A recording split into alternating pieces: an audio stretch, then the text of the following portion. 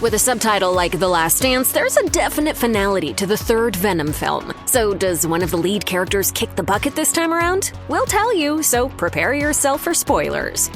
Over the course of 3 movies, Venom and Eddie Brock have been a mismatch made in heaven, saving the day as a self-described lethal protector. Where would we go? I don't know. Anywhere that needs a lethal protector, I suppose.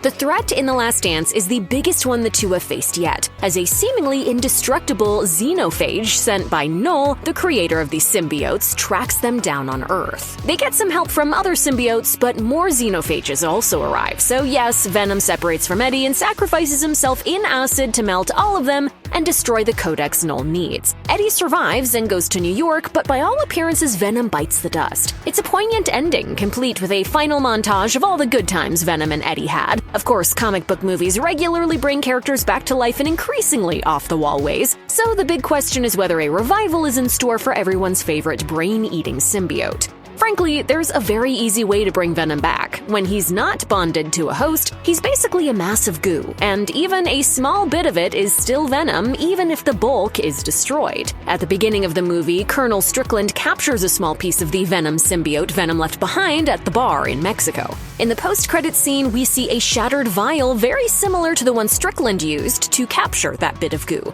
This final piece could easily bring Venom back, growing in mass until it's able to bond with Eddie in New York. Or if Tom Hardy wants out of the franchise, the symbiote could bond to someone else, as there's been no shortage of hosts in the comics. Maybe that piece of symbiote could meet up with Flash Thompson or Mac Gargan to keep the character going. If Null's going to continue being a threat, it only makes sense for Venom to still be around. What's his name then? No!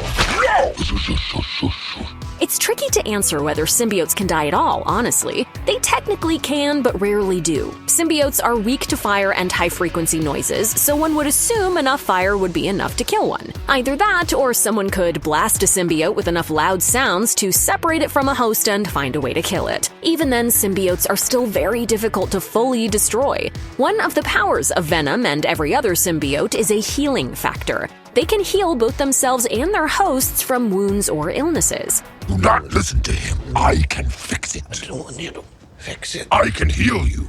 It does have its limits, though. Lots of symbiotes have apparently died in the Venom movies. The ending of the first film sees Riot get incinerated after a rocket fuel tank ruptures. Venom also defeats Carnage by using Shriek's sonic screams to separate the symbiote from Cletus Cassidy. Venom then eats Carnage. Venom: The Last Dance also sees several symbiotes meet their dooms by getting eaten by xenophages, aliens specifically designed to kill symbiotes. While it's definitely possible Venom is fully dead, it's not likely to stick for another key reason: profitability. He's quite simply a very popular character, so even when he has been killed off in the comics, he has always bounced right back, or it hasn't really counted. One example of Venom dying in the comics is the story Venom: The End, in which he also sacrifices himself to create a new reality as the old one is destroyed. That story is set in the far future, though. And when his hosts have died or moved on, he's just bonded to someone else. Venom has also died in other movies and video games, but also maybe not. In director Sam Raimi's Spider-Man 3, Spider-Man defeats Venom by throwing a bomb into the symbiote.